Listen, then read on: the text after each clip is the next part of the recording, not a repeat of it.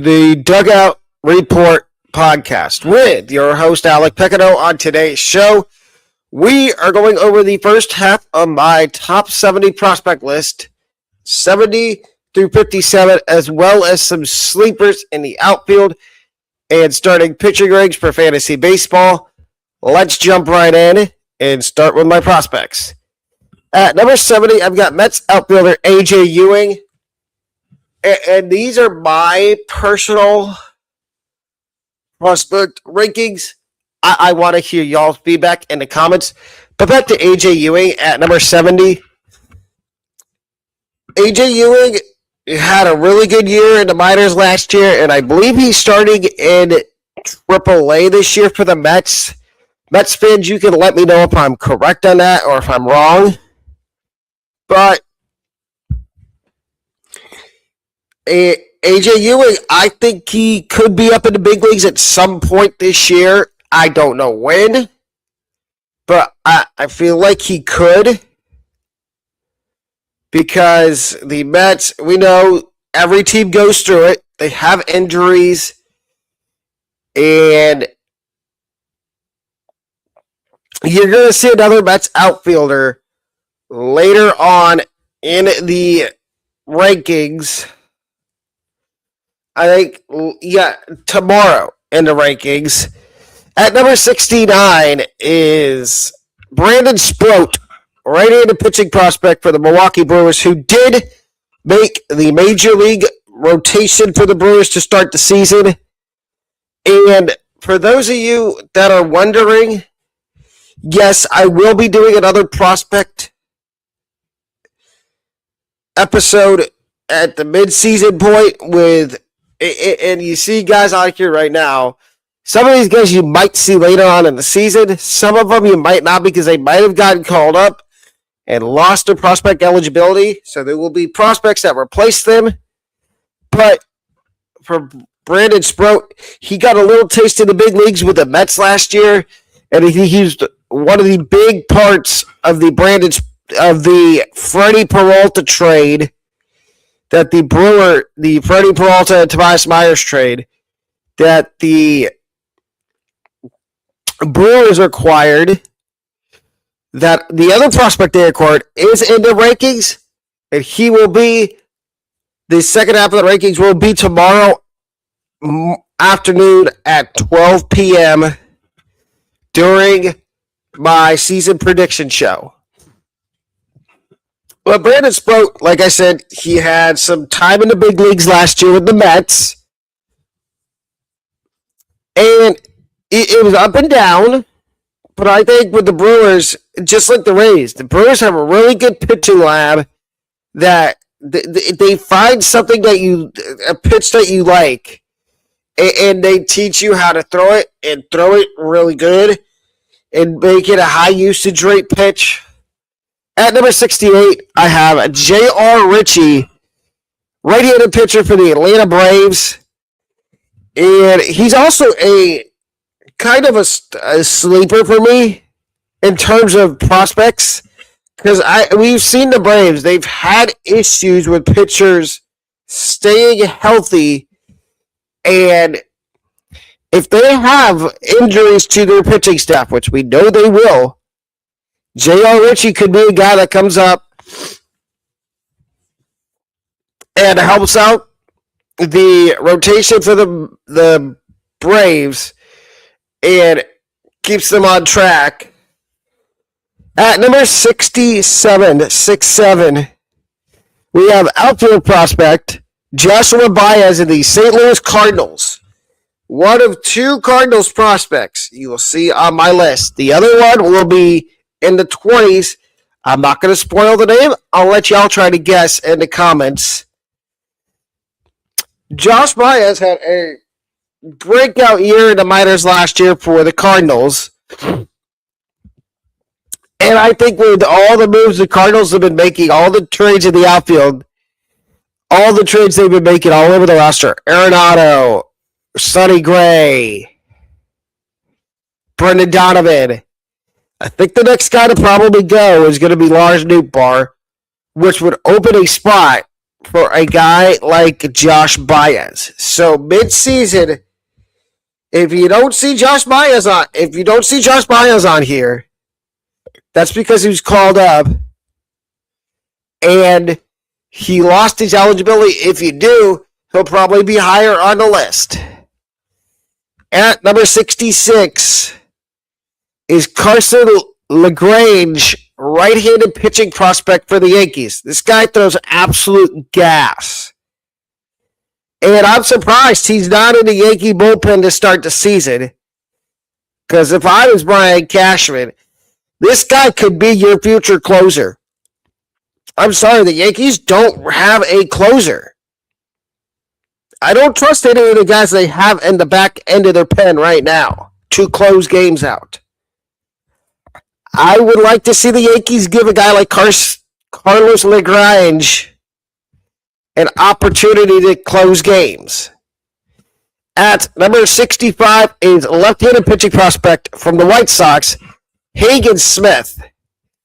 And he is the first of three White Sox prospects that you will see in these rankings. Hagen Smith had an up and down spring. I think he's probably really close to getting called up for the White Sox. The White Sox need to see what they have in some of these young pitching arms. We know last year on the show we talked about at length how many pitchers on the White Sox had to have Tommy John surgery. It was 6 at one point. And I'm not going to go into full detail on the 6 pitchers. I'll name 2 of them. Mason Adams and Drew Thorpe are the 2 of the 6 guys that had to have Tommy John surgery for the White Sox last year. So I'm surprised we didn't see Hagen Smith last year or one of the other top-end pitching prospects in their system that I will talk about probably tomorrow. But at number 64 is Brewers shortstop prospect Cooper Pratt. And there was talk in the spring here that Cooper Pratt might make the Milwaukee Brewers roster out of spring training if he had a good spring training, because the Brewers need a shortstop. Joey Ortiz is not going to cut it short.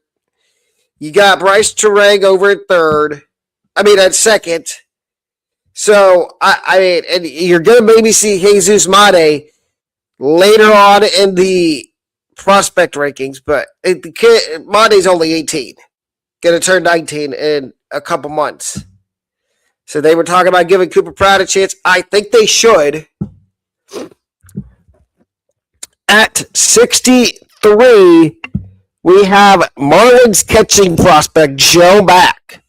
And he's another one that they kind of talked about. Oh, could a guy like Joe Mack make the Marlins out of spring training? Maybe. But they ended up sending him back to minor league camp, which personally I think was the smart decision. But sooner rather than later, we will see Joe Mack in the big leagues for the Marlins. I like Agustin Ramirez. I like Liam Hicks. But the Marlins need to keep getting younger. And Hicks, to me, I'm sorry, Marlins fans, but Liam Hicks is not getting any younger. Prospects, 62 through 57. At number 62, I have Eduardo Tate from the Twins catching prospect. The Twins, they have a couple interesting prospects on here. And Tate's the first one. The other 2 you will see tomorrow on the list. Tate was with the Phillies, and he was blocked by JT Realmuto. I think there's a chance either middle of this year or in September that we see Eduardo Tate up in the big leagues for the Twins as their catcher, because the Twins are kind of rebuilding. I know Twins fans don't want to admit, but they are in the middle of a rebuild. And Ryan Jeffers isn't getting any younger. Victor Caratini isn't getting any younger. I mean, you might keep Caratini around to mentor the young Eduardo Tate.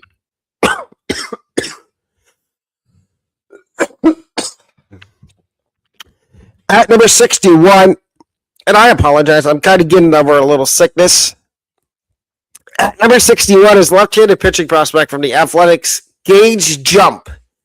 This kid's a double-A, and he's like Carlos LaGrange. He's another kid that he throws absolute heat.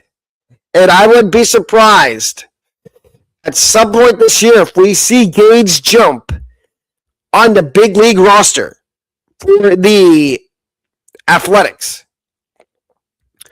Another guy that got a little taste of the big leagues last year, at number 60, is Jonah Tong, right-handed pitching prospect for the Mets.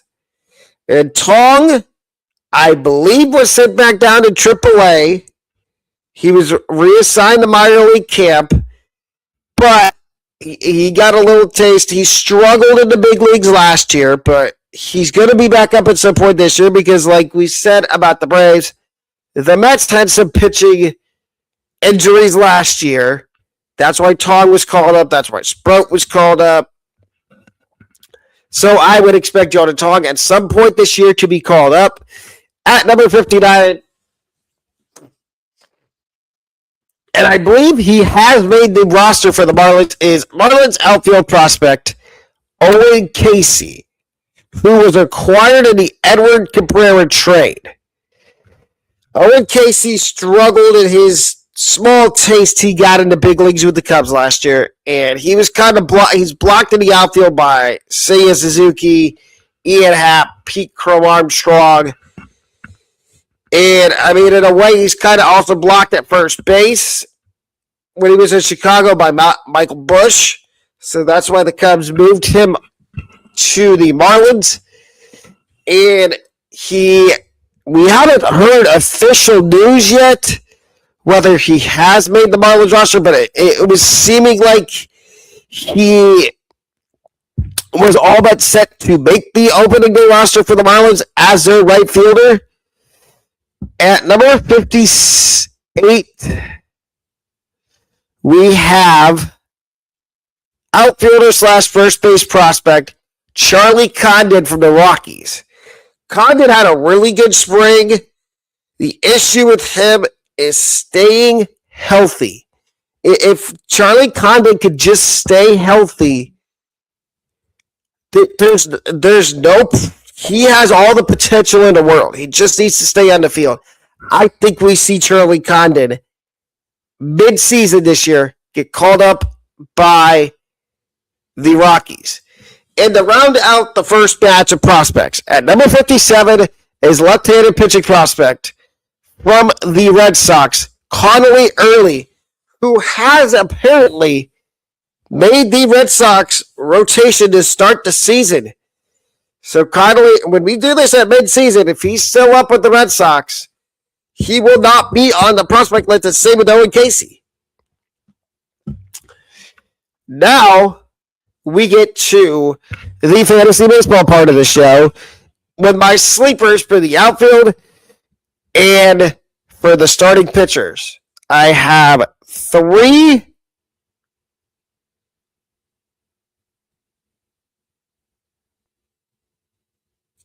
four starting pitcher sleepers and 4 outfield sleepers.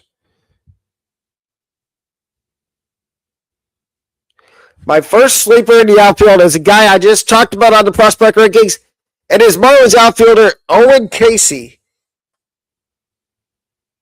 I think you can get Owen Casey in the later rounds of your fantasy baseball draft, and you can feel really good about it. Again, questions, comments, concerns are welcome in the comment section down below, whether it be fantasy baseball, whether it be my prospects, whether you have questions about how I got into YouTube. But, like I said, Owen Casey, late round of your draft as a flyer, maybe as an extra outfielder on your bench, go for it. Next one is Robert Hassel of the Nationals. I was going to put Dylan Cruz here, but he was sent back down to AAA. because he did not have a very good spring. Robert Hassel had a good spring, and Robert Hassel is another guy that you can get toward the end of your draft. And same with Dominic Canzone. And the last one I'm going to talk about is Gavin Lux. The last outfield sleeper I'm going to talk about is Gavin Lux. He's going to play second base. He is starting the year on the IL with a hip issue. But when he comes back, he's probably going to play. He's basically going to play every day at second base for the Rays. Every day. And I see big time potential here. So if you have an IL spot open and you've already drafted, go ahead and add Gavin Lux. Now to the pitching side of this, I have 3 guys that are starters and a guy that's a long reliever for sleepers. My first starting pitching sleeper is Taj Bradley of the Twins. He won a rotation spot for the Twins this year in spring training. We know the story. He was up and down, subpar with the Rays. They traded him to the Twins. And he came up at the end of last year for Minnesota, and he put some stuff together and figured some stuff out. As well as I'm going to throw another Twin on there with him, Mick Abel. So Mick Abel and Taj Bradley won.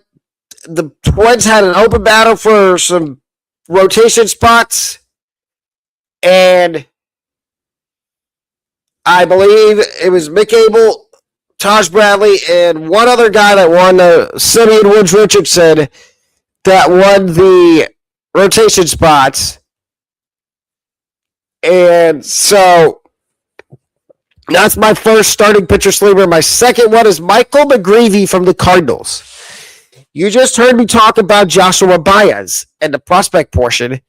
Now I'm talking about another Cardinal. The Cardinals have a young rotation, and Michael McGreevy is part of that rotation. And I think I envision Michael McGreevy having a really good year and being a breakout candidate for the Cardinals this year. And I didn't mention it with Bradley or Abel, but with those two, and any of these guys, take them at the end of your draft just as a flyer. And if they don't work out, you can come back and tell me I was wrong. Either way, if I was right or wrong, you can tell me in the comments. But my third sleeper is Hunter Barco of the Pirates. He was informed the other day that he did make the opening day roster for the Pittsburgh Pirates as a long reliever. So, he's another guy that you can take a flyer on at the end of your drafts. And the last sleeper pitcher is Emerson Hancock, who's going to start the year in the Mariners rotation. Originally, he was going to be a reliever, but the Mariners had an injury in their rotation pop up. And now Emerson Hancock is going to be part of that rotation. And I like that move. And ladies and gentlemen, this was a shorter episode of the Bullpen Report podcast. Tomorrow is going to be a longer version with all my predictions for the season, as well as the rest of my prospect rankings and predictions for the Rays this season. Have a wonderful rest of your Tuesday afternoon.